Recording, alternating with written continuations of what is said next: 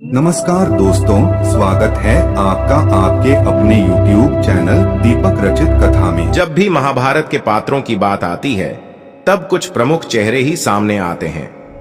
दरअसल अभी तक के सबसे बड़े युद्ध की पूरी कहानी कुछ महिलाओं के इर्द गिर्द ही घूमती है। ऐसी कई प्रमुख कथाएं हैं जिनसे हम सभी वाकिफ हैं, लेकिन इसी बड़े युद्ध महाभारत के कुछ ऐसे पात्र भी हैं जिनकी कहानी से दुनिया वास्तव में अनजान ही है। एक ऐसी ही कहानी है दुर्योधन की पत्नी भानुमति की। ये एक ऐसी महिला थी जो महाभारत के सबसे चर्चित पात्र दुर्योधन की पत्नी जरूर थीं, लेकिन फिर भी शायद ही कोई इनके बारे में जानता हो। दरअसल इस युद्ध का कारण ही दुर्योधन को माना जाता है। महाभारत की कथा में इस बात का जिक्र किया गया है कि कैसे दुर्योधन ने द्रौपदी का चीर हरण करवाया और अपमानित पांडवों ने महाभारत के युद्ध की घोषणा की।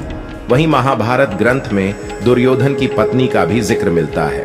दुर्योधन की पत्नी का नाम भानुमति था और वो कई गुणों से संपन्न भी थीं, लेकिन कुछ कारणों की वजह से वो इस ग्रंथ से लगभग गायब थीं। आइए आपको बताते हैं भानुमति से जुड़ी कुछ बातों के बारे में। दुर्योधन कौरवों का बड़ा भाई था। धर्म ग्रंथों के मुताबिक दुर्योधन अधर्मी और मूर्ख था। वह अपने मामा शकुनी की बातें मानता था और उसी के बताए रास्ते पर चलता था। दुर्योधन के घमंड और जिद की वजह से महाभारत युद्ध शुरू हुआ था। माना जाता है कि दुर्योधन कलयुग का अवतार था, लेकिन महाभारत युद्ध के पीछे की सबसे बड़ी वजह दुर्योधन को माना जाता है। वह हस्तिनापुर के राजा धृतराष्ट्र का ज्येष्ठ पुत्र था। उसकी मां गांधारी थी, जिन्होंने 100 पुत्रों को जन्म दिया था। दुर्योधन कलयुग का अंशावतार था, जिसमें धर्म व सत्य का लोप होता रहता है और बुराइयां बढ़ती जाती हैं। इसलिए दुर्योधन दुष्ट प्रवृत्ति का था। वहीं उसके 99 भाई पुलस्त्य वंश के राक्षसों का अंश थे, इसलिए सभी अधर्मी थे। अब ऐसे में भानुमति कंबोज के राजा चंद्रवर्मा की पुत्री थी।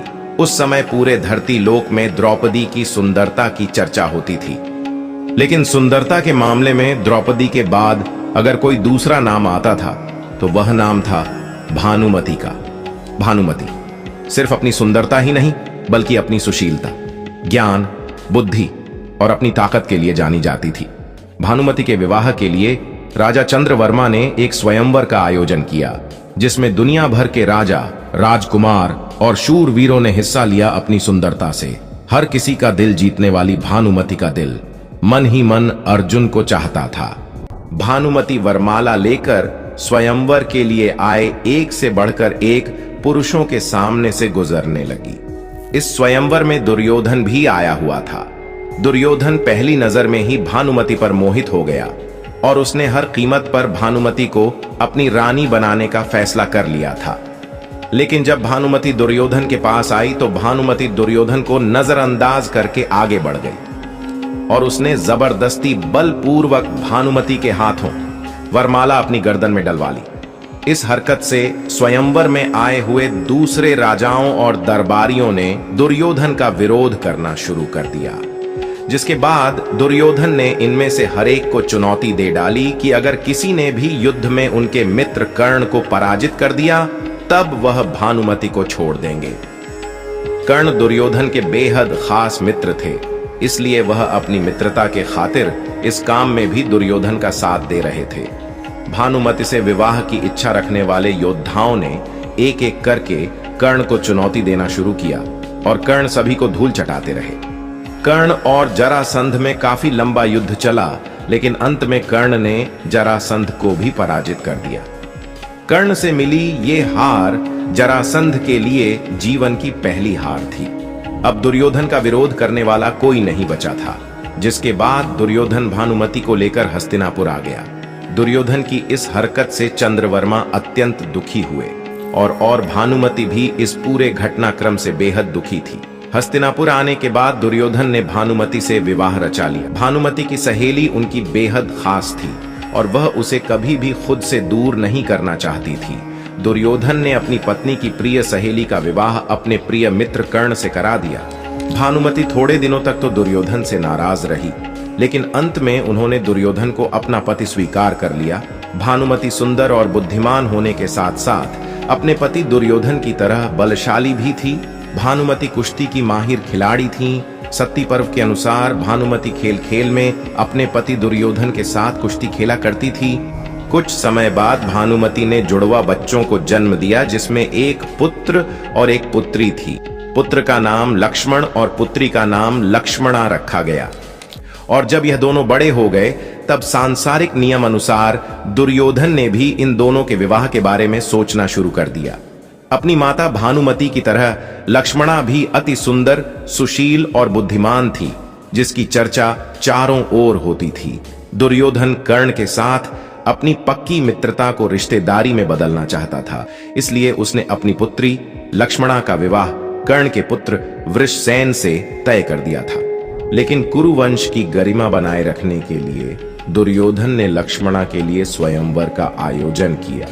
इसके लिए दूर दूर से क्षत्रियों को बुलाया गया, लेकिन स्वयंवर से पहले ही दुर्योधन यह तय कर चुका था कि लक्ष्मणा वृषसेन को ही अपना पति चुनेगी। वास्तव में वृषसेन के रूप में लक्ष्मणा पहले ही अपना पति चुन चुकी थी। इस स्वयंवर में श्री कृष्ण के पुत्र सांब भी आए हुए थे। लक्ष्मणा के सुंदरता के चर्चे सुनकर सांब उस पर मोहित हो गए थे और उससे विवाह करना चाहते थे। तब वो माला लेकर सभी के सामने से गुजरने लगी, लेकिन जब वो सांब की उपेक्षा करके आगे बढ़ी तब सांब को ये उपेक्षा बर्दाश्त नहीं हुई।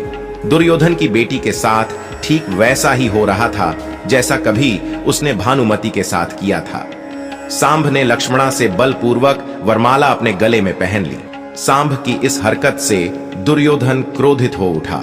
सांब के बंदी बनाए जाने की खबर जब श्री कृष्ण के बड़े भाई बलराम को लगी तब वह गुस्से में आग बबूला हो गए और उन्होंने दुर्योधन से उसका बदला लेने का फैसला किया।